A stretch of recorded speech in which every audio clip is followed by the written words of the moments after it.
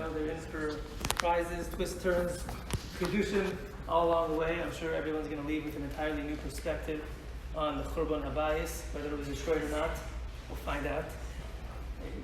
But it's amazing to have the Rav here and to appreciate that you will not find this Torah anywhere else. This is novel approaches to these subjects in Torah, and everyone can open up their mind, and we'll definitely hear some big kedushin tonight.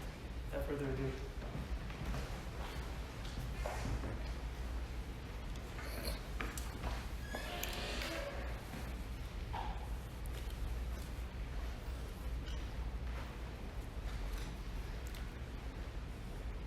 What I'm going to try and speak about tonight,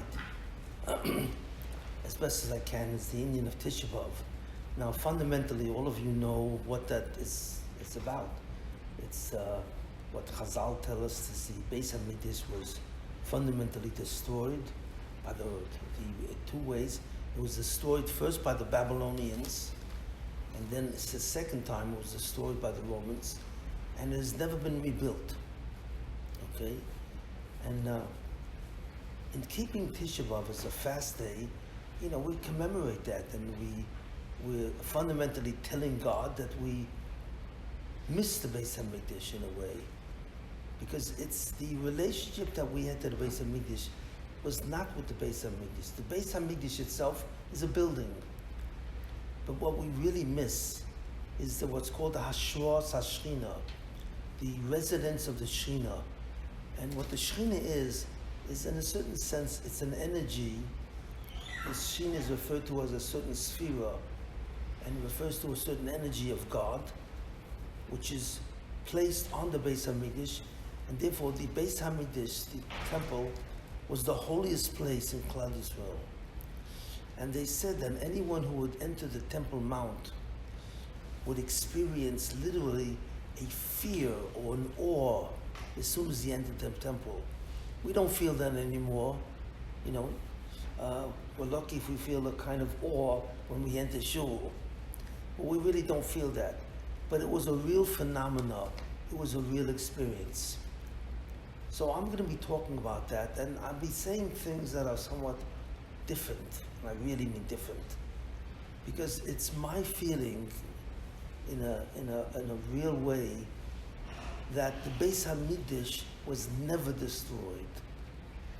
It was not destroyed. And this is somewhat shocking. Like, what is he talking about? I've been doing a fast day almost all your lives, and you're fasting because of the destruction of the temple. But I'm going to prove to you, really, that the Bais HaMikdash was never destroyed. So what am I saying?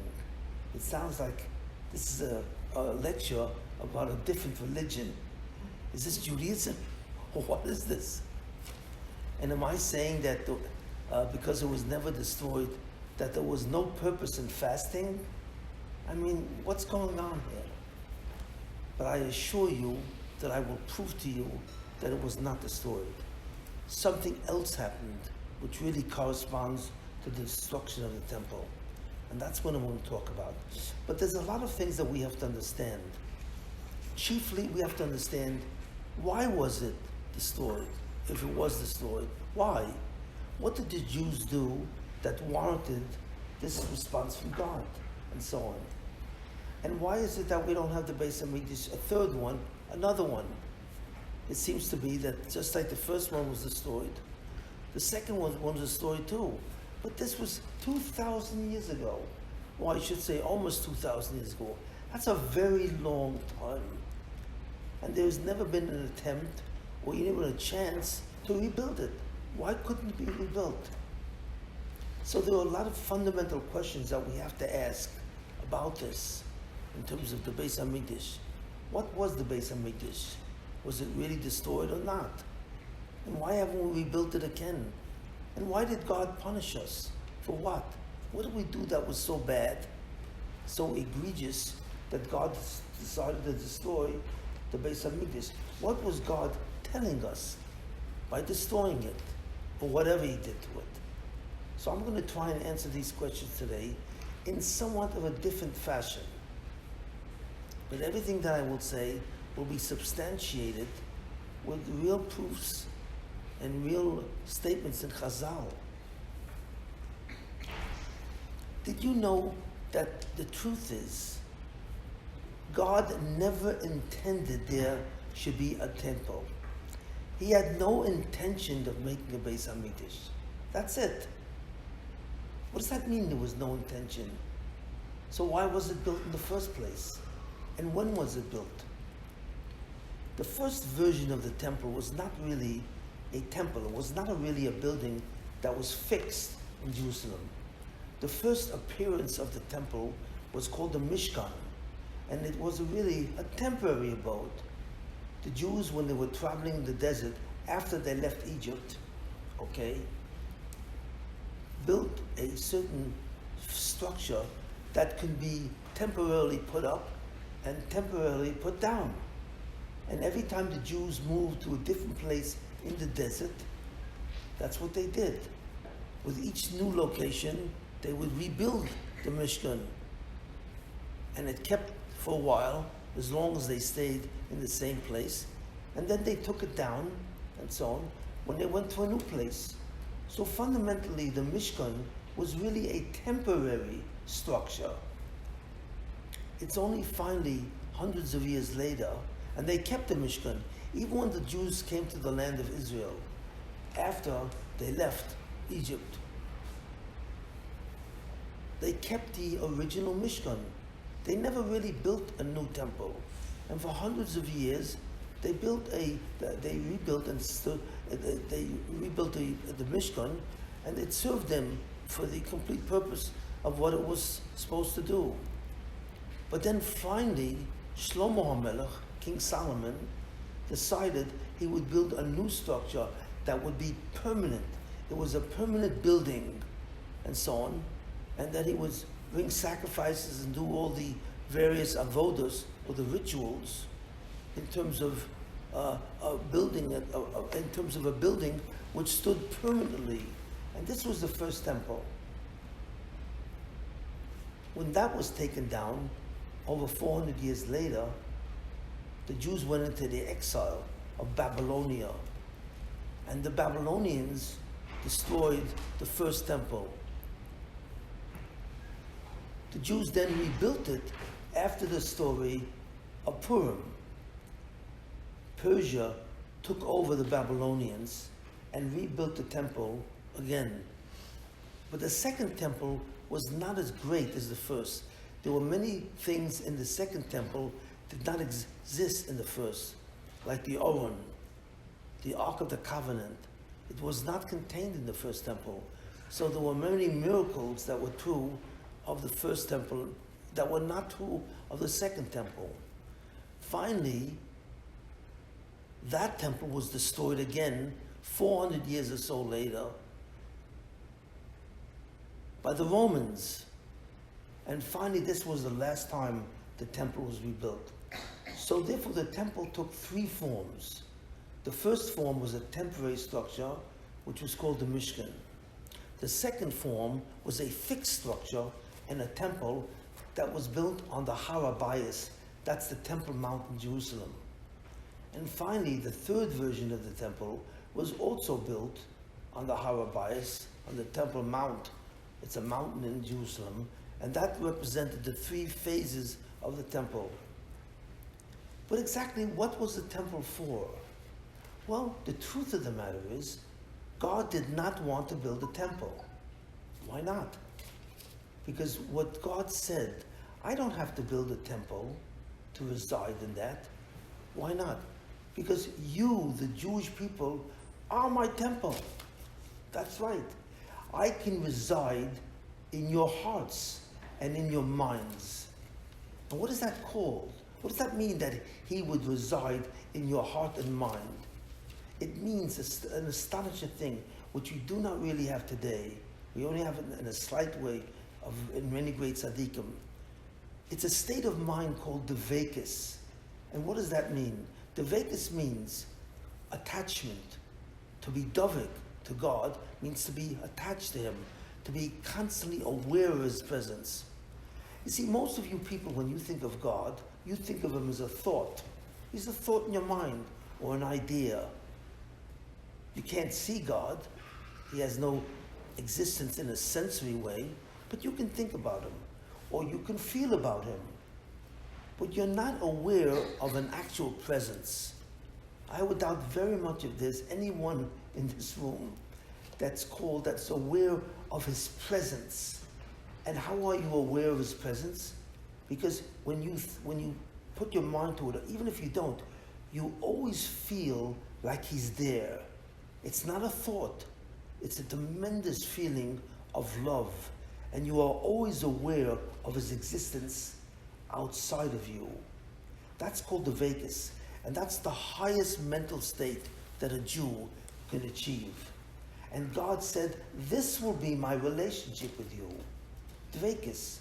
You will become aware of my presence, my power, my goodness in your mind as a sensory perception. You're not going to see anything, but you will feel him almost as if you can see him, which you can't. But you can feel he's all around me. It exists. Some people have this feeling of him on Yom Kippur, on Ne'ilah, and certain times of the year. When you're praying, you feel close to God. So sometimes you feel like, I sense God, I sense the Rabbanu Shalom. He's all around me, but I can sort of sense him without seeing him, without hearing him, but I sense a presence. Most of the time, Jews cannot feel him at all. And if we're lucky, if we have any kind of spiritual feeling, because we're at almost the end of time, and the Mashiach will be momentary, and we barely feel the presence of God. But God says, if you concentrate on doing the mitzvahs in my name, you're doing the mitzvahs because I told you, and I want these things. So therefore, you are feeling my presence. And this is what God wants. So if that's what God wants, why did he build a temple? Why is there a Bais HaMikdash? He's in your heart. He's in your mind. And that's an intimacy, and a tremendous intimacy that he has established with you. So he doesn't need a temple for this. So he built a temple. Why? Because of the sin of the golden calf. Most of the people know what that is. The Jews were in the desert. Moses went up, Moshe Rabbeinu went up to the temple, went up to the Mount Sinai to receive the Torah. He was on Mount Sinai for 40 days. And then he was supposed to come back down with the 10 Commandments and the actual Torah itself. But the Jews miscalculated in some way, and they thought he came back on the 41st day. But it was really the 39th day. It was supposed to come down the next day. But they thought that he was late. So suddenly, the Egyptians who went out with the Jews from Egypt told the Jews, well, he probably died. And they actually saw some kind of a vision, a prophetic vision, where they saw that Moses was dead, lying on a couch. So they actually thought that Moses died. So what did they do? So the Erevav, which refers to the Egyptians that went out with the Jews at that time, said, we have to build a new person. Now, Moshe Rabbeinu was actually a Mashiach. Most of you people have no idea what this means. But he was a Mashiach. It means he was an individual that fundamentally was a guide and a director of where the Jews would go. He took care of them. He taught them the Torah and so on and so forth. And that's the job of a Mashiach. So they said to him, well, the Mashiach looks like he's dead. So we're going to build another Mashiach, but we're going to build a Mashiach in the form of an idol. That's right. This was very different than what they ever did before, because idol worship fundamentally is astrologically based. When people used to worship idols, they only worshipped idols as a representation of a planet, of the 7 planets, from Mercury to Saturn. And they believed that the planets have certain powers, and they used to perform sacrifices to the planets. That's why the term Avodah Zorah, idol worship, is really called Avodas Kochav U'Mazolos, the worship of the planets and stars. And this is what they used to do. But this time they wanted to change it.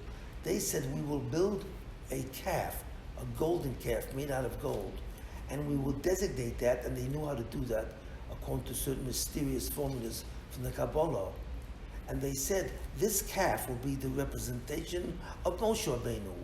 We're taking his energy and his abilities and transferring it on this calf, which fundamentally was like an idol. But there's not 100% certainty that it was an idol worship, but it was definitely forbidden to do. And that's what they did. They built a golden calf. So when Moshe Rabbeinu came down finally from the mountain, he was shocked. Here he's going up to the mountain to take the Torah, and he's coming down, and what are the Jews doing? They're building a calf to represent him.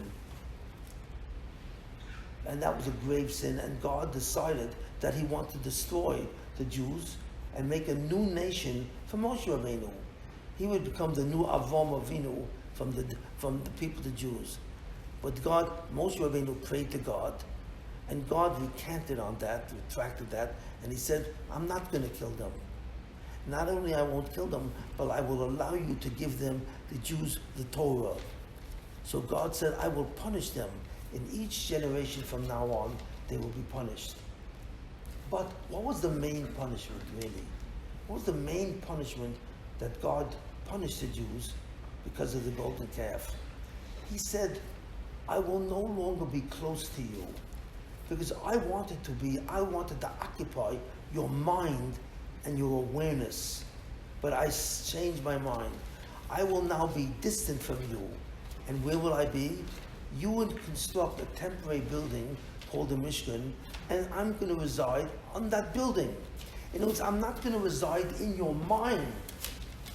You have lost that opportunity, and I will reside rather, on a building. And that's why the Jews were commanded to build a Mishkan. So fundamentally, the building of the Mishkan, which was a temporary structure, was actually a punishment of the Jews. Now you don't realize, most people don't even know that. They think we have a Bais HaMikdash and this is the perfect solution. No, it was a punishment because of the building of the golden calf. So now God was no longer in the heart and mind of every Jew. He was now in a building. So the Shekhinah, which is the presence of God, and his energy now rested in the building. And when that building finally was later converted to a permanent structure by Shlomo Melech, what was that? Was God rewarding the Jews? No, because God decided that this structure called the Mishkan will become a permanent structure. So when he told Shlomo Melech to build it, we think that this was a schus for the Jews. No, it was not. It simply meant that God decided, you see, he would not build just a Mishkan. He would build a permanent building in Jerusalem on the mountain that would represent the temple. And this is what God said. So fundamentally, the temple, the first temple, was really a further distance from God, from where God wanted to be, which is in the mind and heart of every Jew, where he could actually feel the presence of God. He had such a spiritual experience in that way. And then when that temple was destroyed, he built a third temple, another one. After the Mishkan and after the first temple, he built a second temple, which was even further distant. So what we see, that in all three temples, what we're really seeing is God distancing himself from the Jewish people. Why? Because he saw the Jewish people were not really keeping the Torah the way it has to be. And the Jewish people fought with each other. They continuously argued with each other. They fundamentally disrespected each other.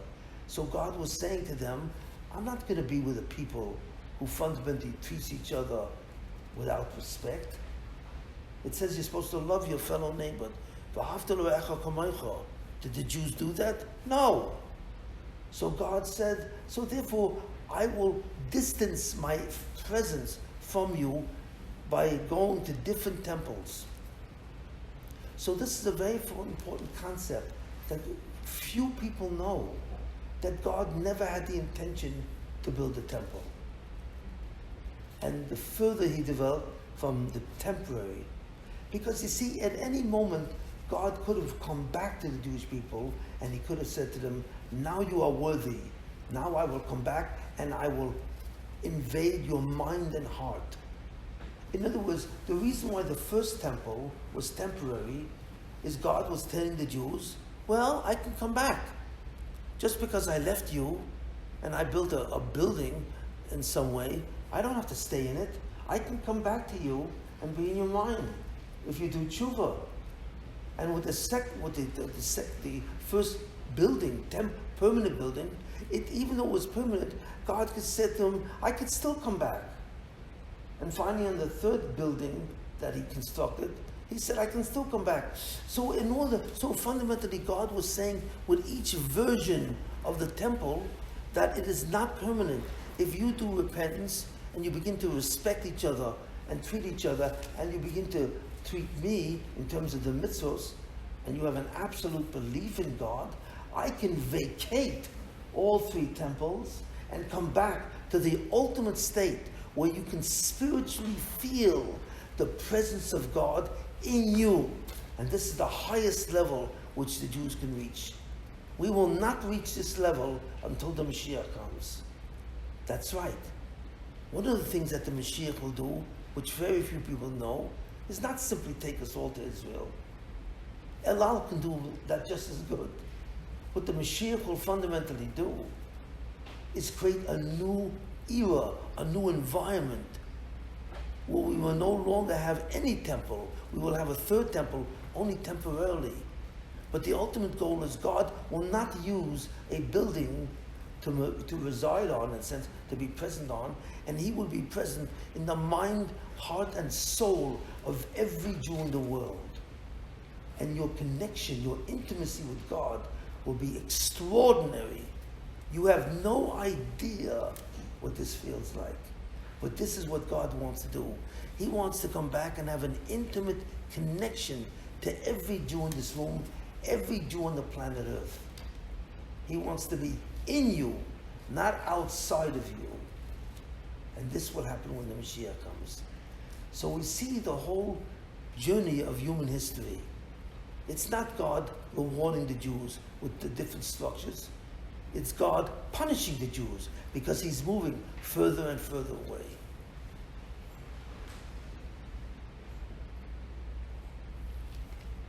Now we are all waiting for the Mashiach. That's why we're doing. That's fundamentally why we mourn the destruction of the Bais HaMikdash.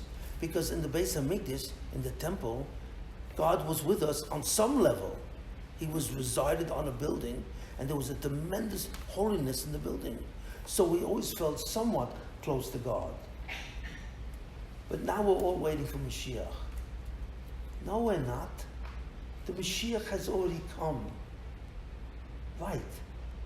There was a man who was the actual Mashiach. Now, I doubt if any of you know who that is. Will anyone want to take a guess who that was? Because the Midrash says that human history is divided. The ultimate Jewish history will be 6,000 years. And what it says, the Midrash says that human history is divided into three periods of 2,000 years each. And the last 2,000 years of human history is called the Yemois HaMashiach. It's called the time when the Mashiach arrives. Well, what does that mean? I don't see any Mashiach around. And we are now in the year 5,782. So what is he talking about? Yes, you don't know. The Mashiach did arrive 2,000 years ago. You know, when Moshe Rabbeinu was about to die, God showed him what's up ahead. And what he saw was astonishing. He saw that there was a man, a Rebbe, who was teaching in his yeshiva. But he was teaching something that Moshe Rabbeinu, who gave the Torah to the Jewish people, was actually teaching something which he didn't know. So he said to God, I don't understand. I'm the Mashiach, Moshe Rabbeinu said. I took the Jews out of Egypt, and I gave them the Torah. He said, I'm the Mashiach. I'm the one. So what's this guy doing up ahead? 1,300 years up ahead from Moshe Rabbeinu, there was a man who was teaching Torah on a level which was unknown to Moshe Rabbeinu. And this was absolutely shocking. And the name of this man was Rabbi Akiva ben Yosef. You must have heard, some of you must have heard the name Rabbi Akiva. Well, guess what? Rabbi Akiva was no ordinary person. He was not even a Tana, although that's what his fundamental function was. He was a Mashiach. What does that mean, he was a Mashiach? Well, the Mashiach is a Mashiach because he has a certain power which no other man has. And you know what that power is? It's called the 50th gate. The Torah is said to be in 50 gates.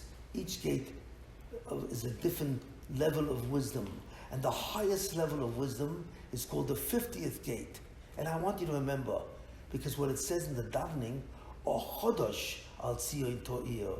When the Mashiach comes, finally, God will give us the 50th gate. And the 50th gate of the Torah is the light of Mashiach. That's how the Mashiach will be able to convince every one of mankind that God is God. And no one will defy that. That's right. You all wonder, what's the power of this man, Mashiach?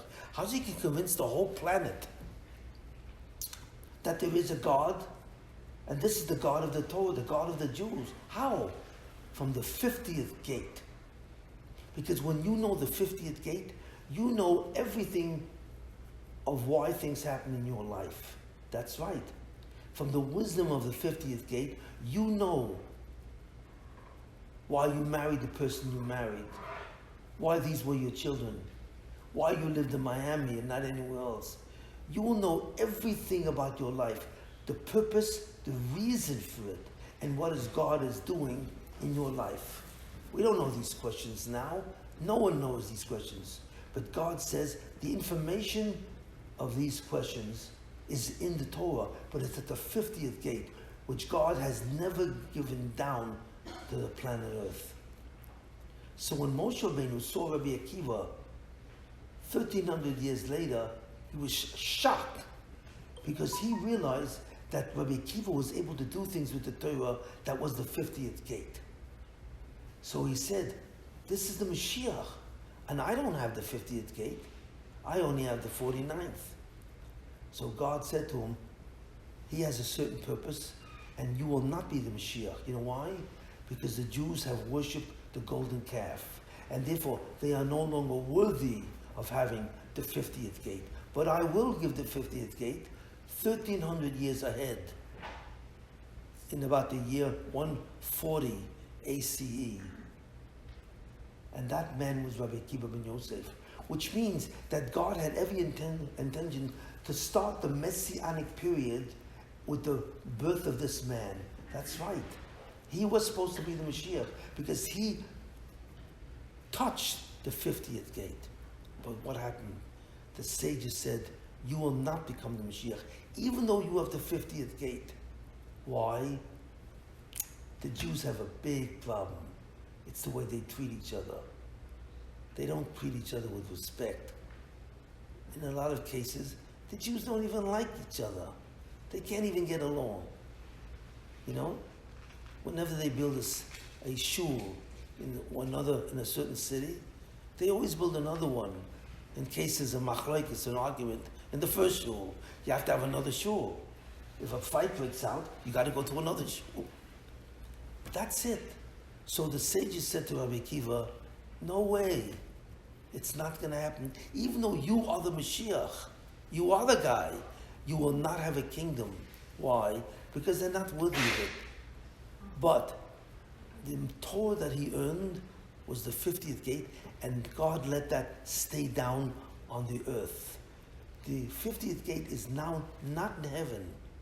It is with us on the planet Earth. Where is it? That's another lecture. Where is it? And where is it in? And you would be shocked if I started speaking about that. But I'm not going to speak about that. But it's on the planet Earth. So God said, you'll have to wait, and the Mashiach will finally come later. So there will be another Mashiach, another person who finally will become the final one. Even though Rabbi Akiva was supposed to be it, it didn't pass. So this is really what's going on. You see it. We have in Zocha to the 50th gate, we have Zocha to have a Mashiach, but not a messianic period. So even though we have a Mashiach, technically, we do not have the messianic period or era. We still have to wait. And that's right up ahead. Right up ahead.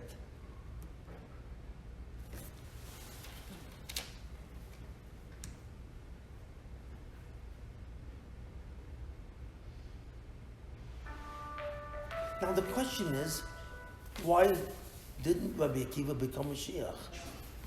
You see it? Why didn't he become a Mashiach? So, the Gemara asks this question and the Gemara gives an answer. And it's an amazing answer. Most people think that the Messianic period did not start 2,000 years ago because the Jews are angry with each other. They can't really get along. But the Gemara gives an example of what happened that showed this. And this example is horrendous. There was once a man who was making a wedding for his daughter. And his name was Kamsa. And he was making a wedding for his daughter.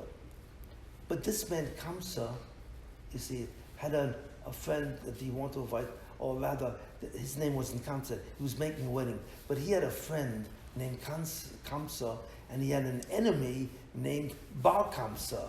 So there was a slight change in the name. And the invitation went out instead to the enemy. It was a mistake. Instead of the guy going to the man Kamsa, who was his friend, it went to his enemy, Bar Kamsa. So what happened? He made the wedding on that night, and who does he see in the wedding? This guy Bar Kamsa. And he said, "What are you doing here? You're my enemy." And so on. So the man was very nervous, and he said to me, "Get out. Get out of my wedding. I didn't invite you. It was a mistake." So suddenly Bar Kamsa says, "Look, if you let me stay for the wedding, please don't throw me out. It'll be a tremendous embarrassment for me to be thrown out.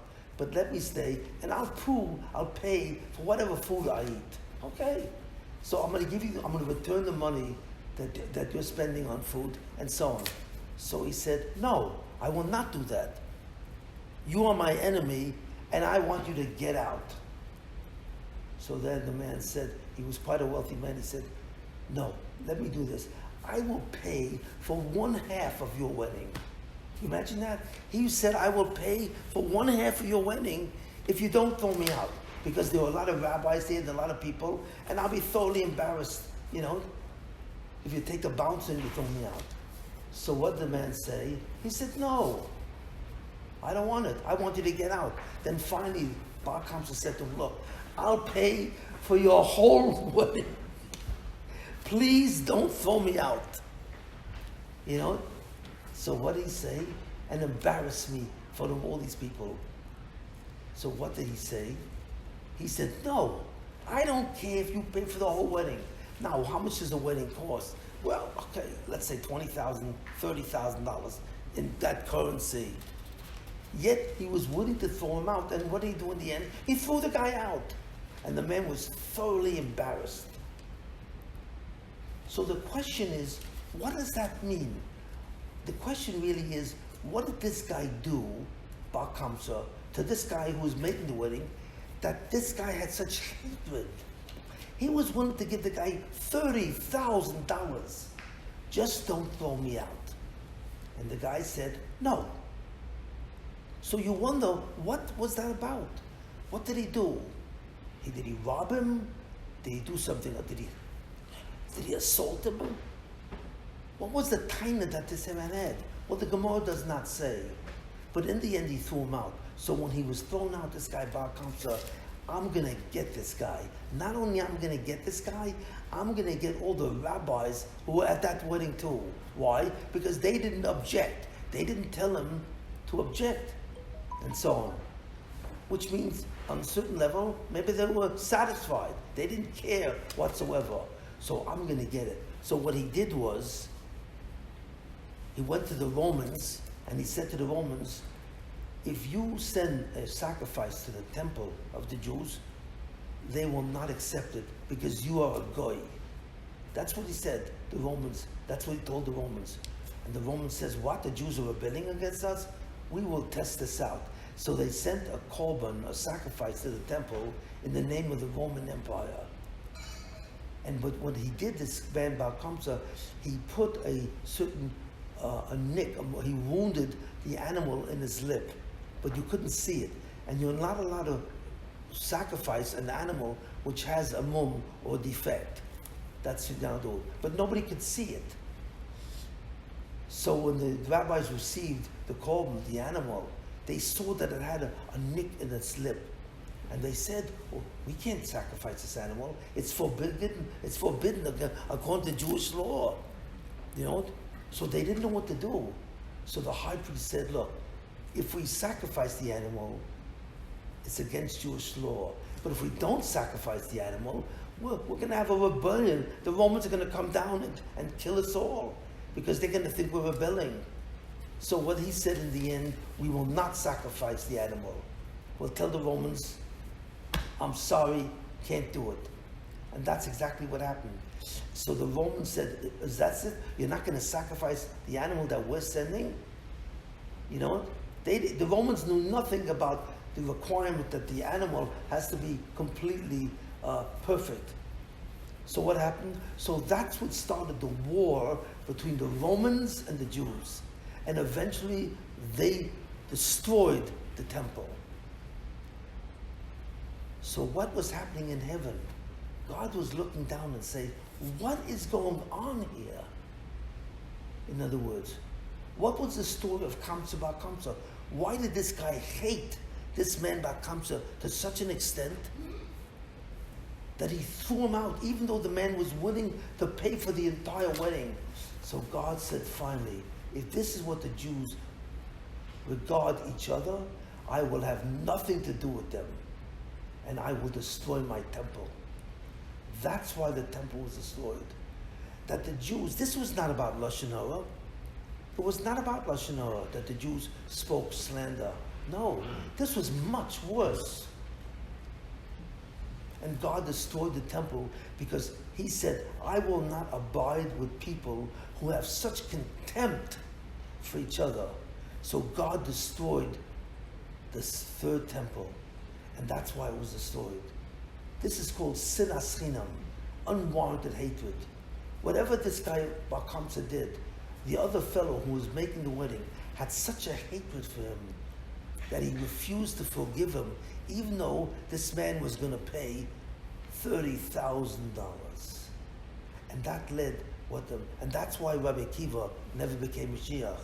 He said, look, you're a Mashiach, but you cannot come to the people because the people don't deserve this kind of thing.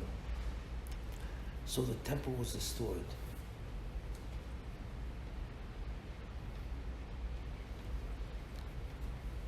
Now, what does this mean? What does it mean when the Jews destroy each other? What does it mean when the Jews don't respect each other? Why is God so angry? In fact, we know that one of the most important things for God is that the Jews should love each other, because it says, the Jews have to love each other. Why? Why is God so obsessed with the unity of the Jews?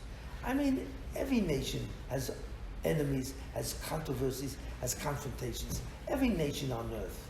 What is it about the Jews that God insists that they love each other, respect each other, and honor each other? What? Why is that so important? And I want to give you the real reason why that is. Because very few people of you really know what's really going on. To God, the Jews are not simply different people as part of the Jewish nation. The Jews are not simply a nation composed of individual people. What are the Jews then? The Jews are called an organism. You know what an organism is? An organism is a special term. It refers, for example, to a number of units, separate units, that all work together as a team towards a certain goal. In other words, an example of an organism is the human body. The human body. What does the human body has? It has several trillion cells in the human body. And did you know that every cell in the body knows every other cell in the body? So the cells in your heart know the cells in your brain, and they know the cells in your kidney, in the liver. Even though they don't see each other, because the heart is at a different location in the body than the stomach, the liver, the kidneys, and so on. So these cells never see each other or never operate each other. But even though every cell automatically knows every other cell in the human body, it means you have trillions of cells that are thoroughly familiar. In an organism, the units in the organism, there is no such thing as a stranger. Right? There's no such thing. Every one of those cells knows everyone. Now, how do I know this is true? How do I know the human body is an organism where all the cells are one unit that know each other and function together? You know how I know this? Because of a transplant. Let's say a person needs a new kidney, right? He needs a new kidney. His older kidney is not working anymore. So what do? They go to an outside person, another person, and they take one of his kidneys, and then they put it into the body of the person who needs a kidney. That's called a transplant, and I'm sure you've heard of that. You know what happens when they put the transplant? They put another kidney from another person into another body who needs a kidney. You know what happens to that? The body rejects it. The body says, I don't want this kidney. And the body suddenly sends antibodies and antigens and attacks the kidney that's being put in. Does that make sense? The doctors say you need a new kidney or you will die. But if you put a new kidney from another person into the human body, that body will reject the kidney. So what do doctors have to do? They all have to put in a certain medication which attempts to stop the rejection for the rest of the person's life. If a person receives a kidney transplant or a heart transplant or a liver transplant from another body, they have to give that person medication that will cease the rejection for the rest of his life, because the body automatically rejects it. Because the body says, I don't want a kidney. I don't want another kidney. I want my kidney. That's right. You know, the body actually knows it belongs to it. And it says to all the doctors, I don't want another kidney. Take the kidney and get lost.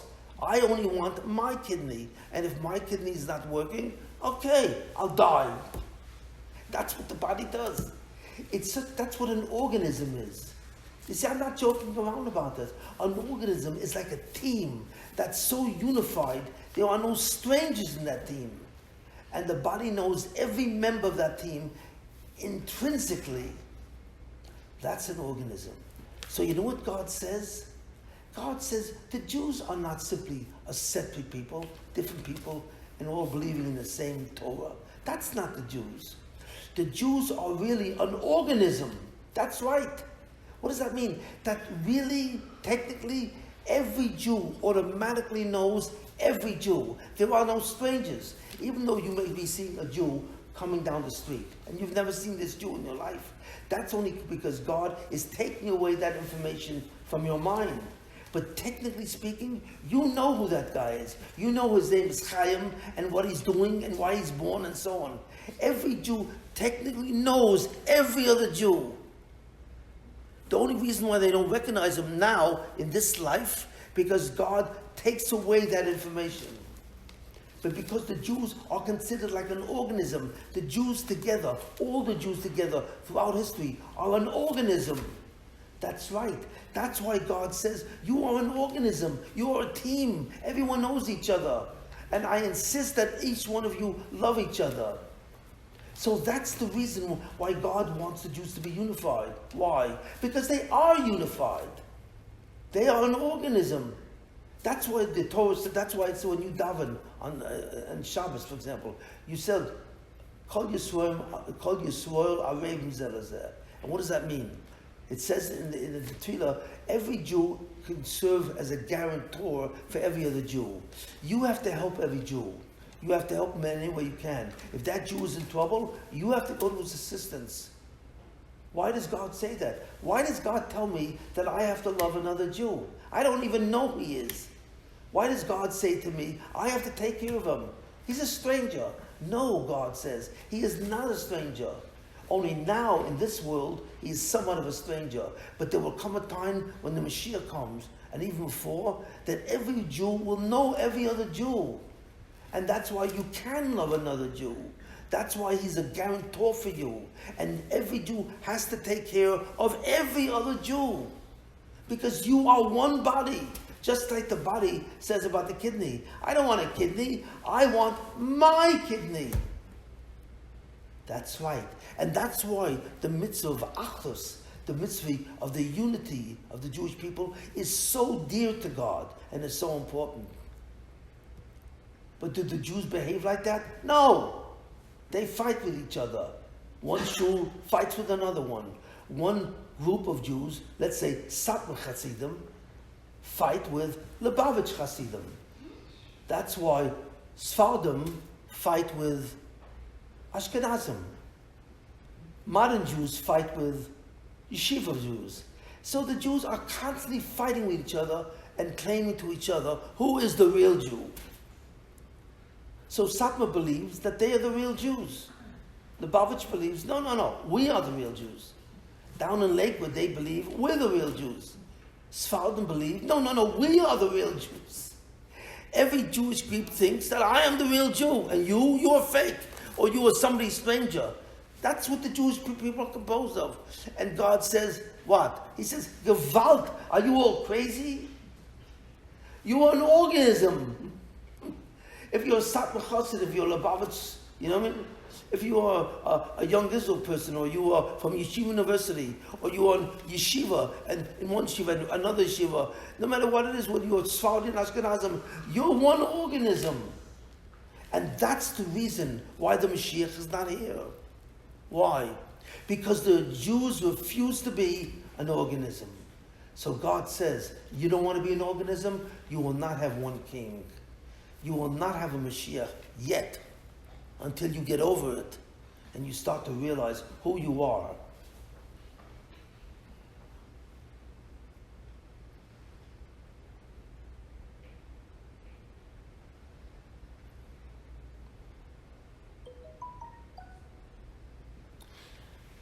Now that you know this, I'm going to tell you something that you've never heard before. Mamash. You've never heard what I'm about to say. What I'm about to say, we think that the temple was destroyed, right? You go to Eretz Israel. Who's ever gone to Israel, you go to the Colosseum, you go, and what do you see? Only one wall left. There's only one wall left. There's nothing else left. It's on. So you say, the temple was destroyed. And I'm going to tell you something. The temple was not destroyed. We still have the temple. That's right. So what am I talking about? I'm talking about this. What's the definition of a temple? What does that mean, a holy temple? That means that there's a certain location, a structure or a building, which has the Hashros Hashina. The Shina, or the presence of God, is on this building. And when you go close to it, you can sense this. You can sense the presence of God. Now, is there a place that has Hashros Hashina? Yes. The Shina, which is the presence of God, has not left the temple. Where is it? Who can tell me where it is? That the sages say that the presence of God is now on a certain location, which means that we have a temple. Does anyone know this place?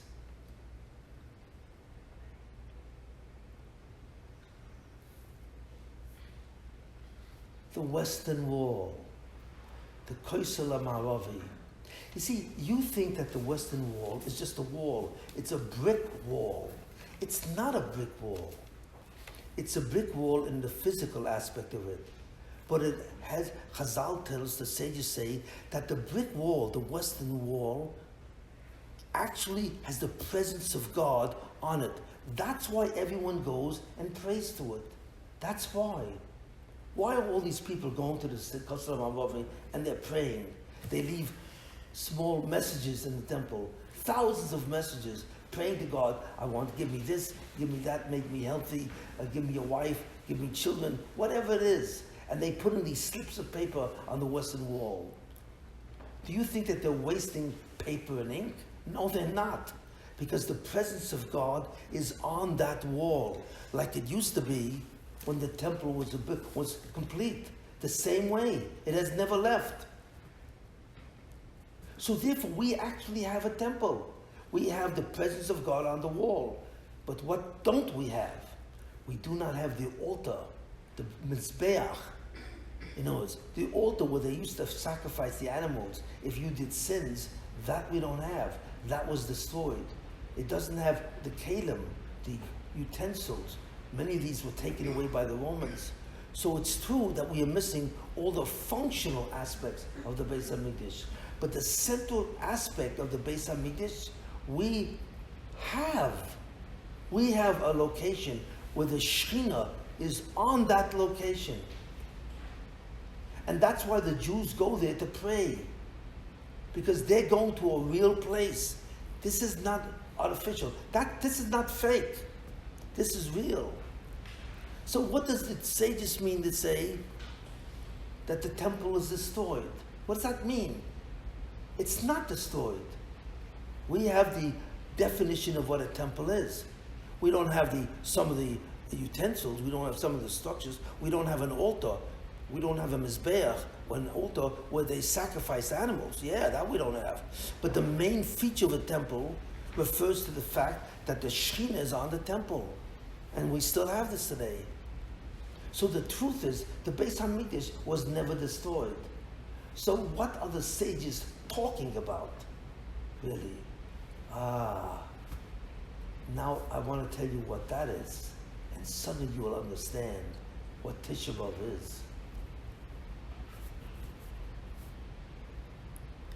You know who built the Western Wall? You know who built? Herod. Yeah. You know who Herod was?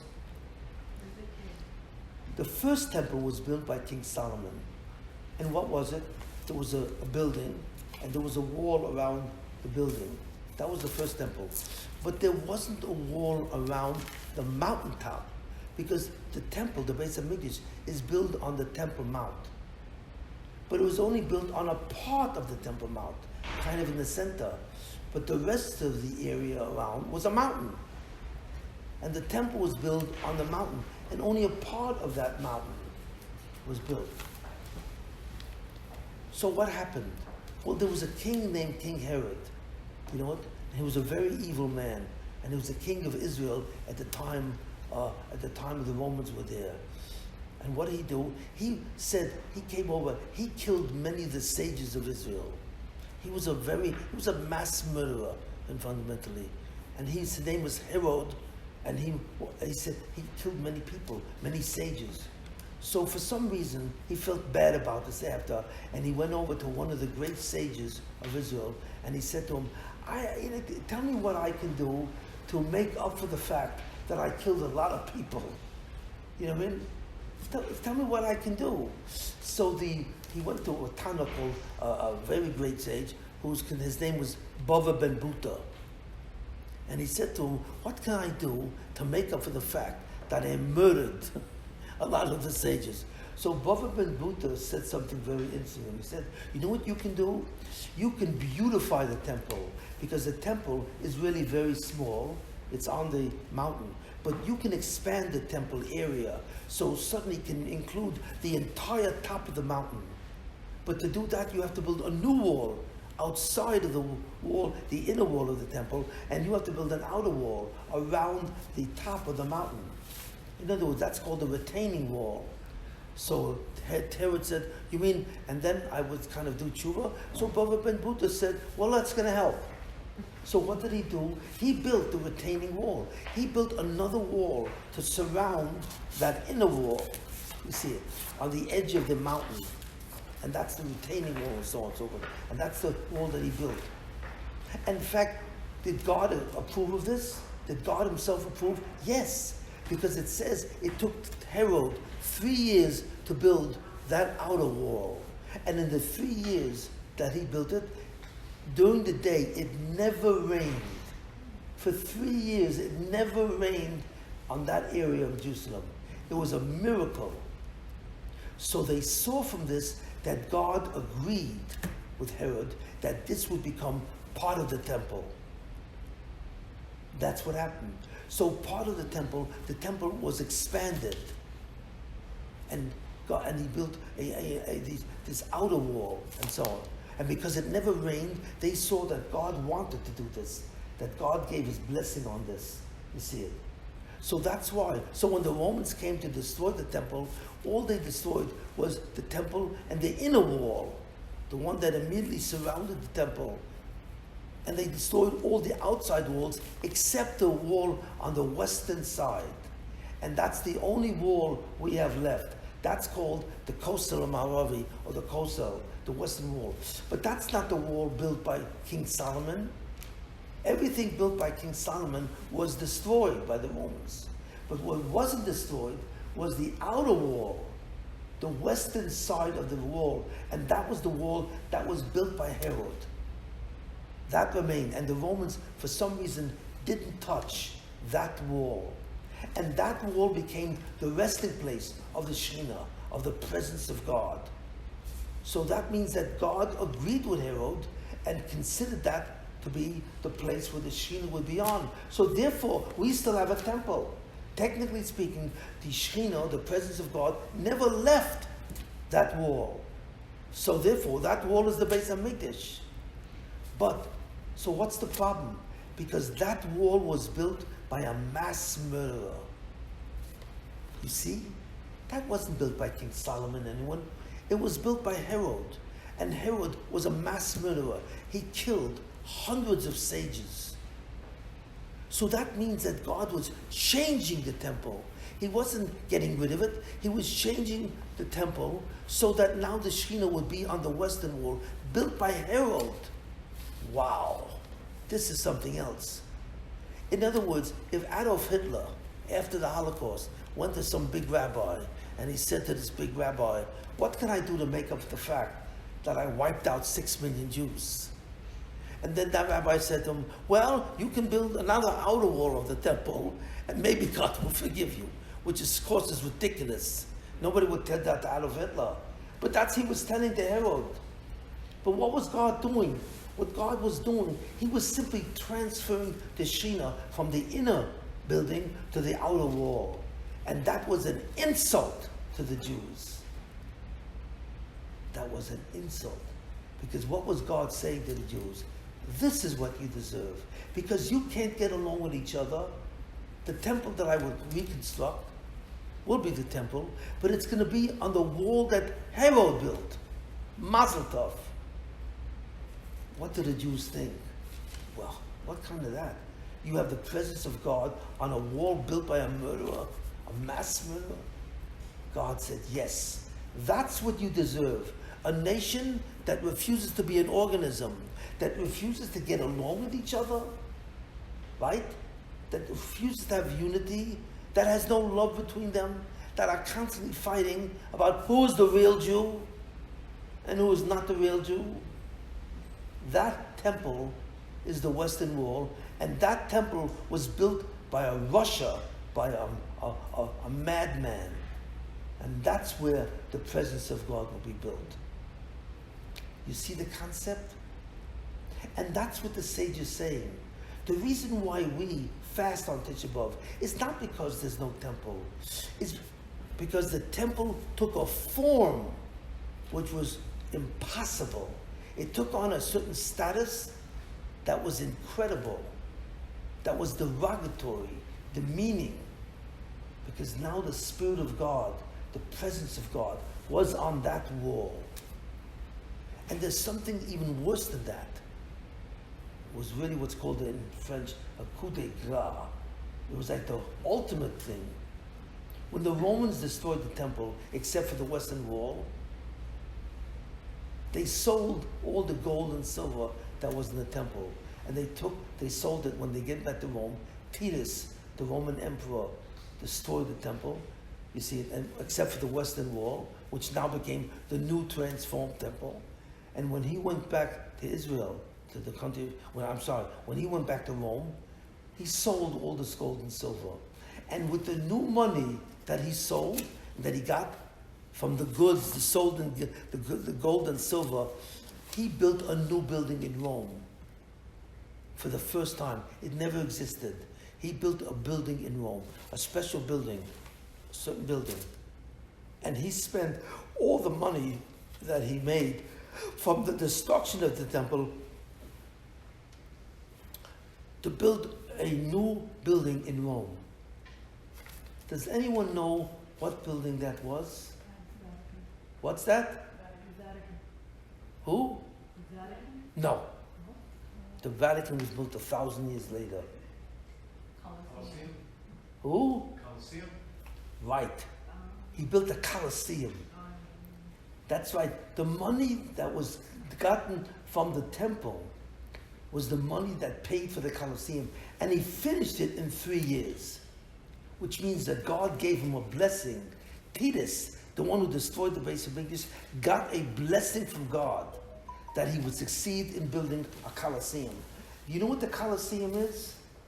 The Colosseum is an arena of death. In the Colosseum, you had gladiators that fought with each other and killed each other. You had people that fought with animals like lions and tigers. That there was a gladiator against a lion or a tiger. And then when the gladiator lost, the tiger would have dinner and the lion would have dinner. It was an arena of death. It was a battle to the death of many of these gladiators, many of these people, between animals, between so on and so forth and so on. So what was God saying to us? Not only am I going to change where I inhabit, not only am I going to inhabit what? The Western Wall, built by a mass murderer, but the money that was acquired by Titus, the general of Rome, who destroyed the Bais of HaMikdash, would come to be built a new building, the arena of death. So God was again saying to the Jews, that's what I think of you. In other words, I will occupy the Western Wall, which was built by a mass murderer, number one. And also, in a certain way, I will occupy the Colosseum, which is a killing. It's a place where people die. Gladiators, animals, everyone was dying. 50,000 people sat in the Colosseum and were rooting, like they're rooting for boxing. You know what I mean?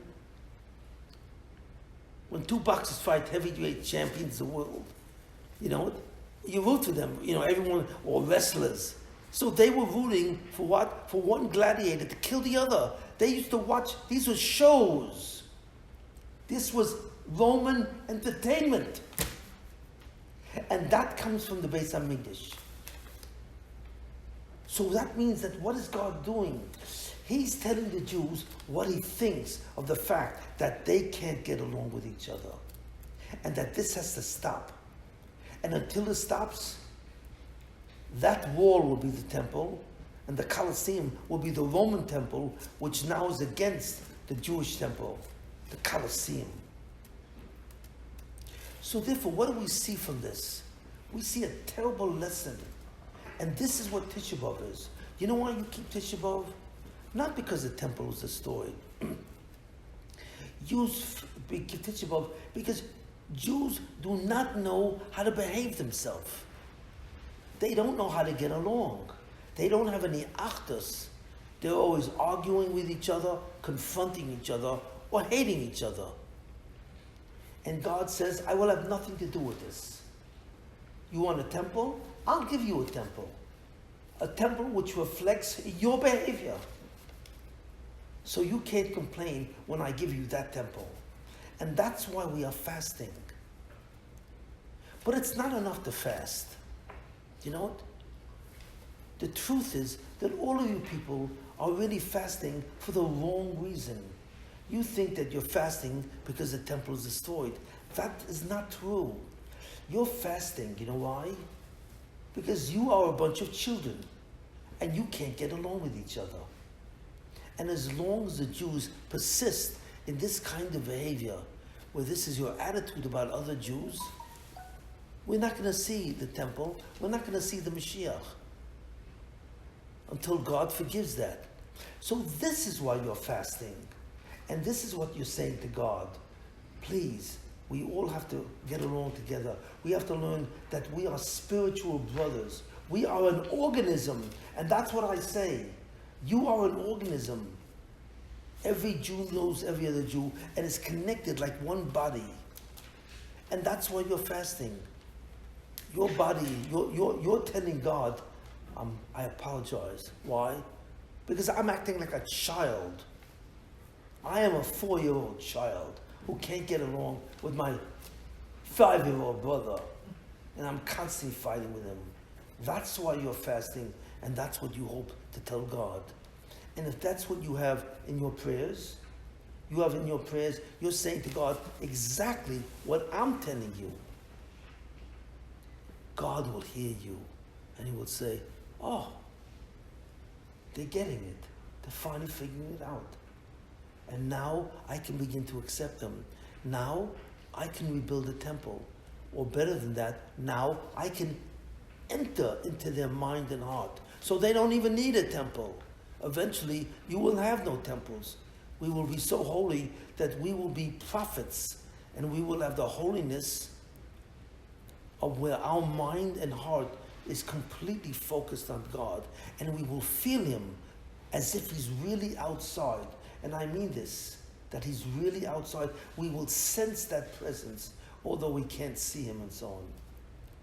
And if you keep this information in your mind, and you understand what I'm saying to you, then your prayers will be heard. And most people are praying that God should restore the temple. That's what they're praying. But that's useless, because there is a temple. God never destroyed it. But He has no people. He cannot call the Jews His nation, because the Jews are not one. They are composed of many factions, many sides, and God will not tolerate that. So what's the lesson of Tisha B'Av? Become one people again. Love each other, or at least respect each other. Take care of each other.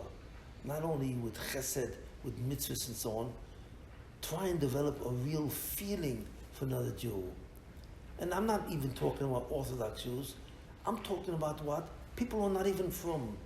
Most people in the world, did you know that 92% of the Jews in the world know nothing about Torah? That's right, 92%. Most of the Jews are fundamentally gone. Really. They know nothing about it because their parents are not religious. All those 6 million Jews that lived in Russia under the communists didn't even know they were Jewish.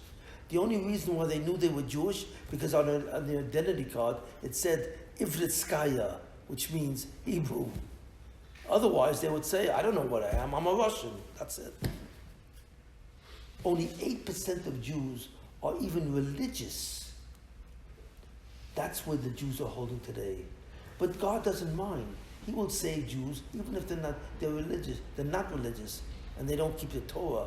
He says, because they don't know it. They never had the opportunity to learn Torah, so I can't fault them. But where I can fault them is the way they behave to each other, the way they see each other, the way they treat each other. That is intolerable. So now we understand a completely different way to look at Tisha B'Av. Not the regular way, a new way, the real way. And I promise you, God will hear your prayers if you refer to them in this way. If you say, we have a temple, but can we be proud to call this a temple built by Herod? Is this a temple for the Jews? This is terrible. And God will suddenly say, you got it, didn't you? You now understand what's going on. And you'll be praying the right prayers. So pray with these words, that I truly feel bad, and I've acted like a child to my fellow Jew. Whereas when I should love him and take care of him, I continuously criticize him, and I depart from him in a different way, and so on. And I'm really totally wrong in what I do. What God wants more than anything else is achdus, unity. And if we give that to God, He will give us a change in history. He will bring the Mashiach. All Jews will have experienced what's called the resurrection of the dead and prophecy. The whole world will completely change. And we will go back to what God really intended us. Okay.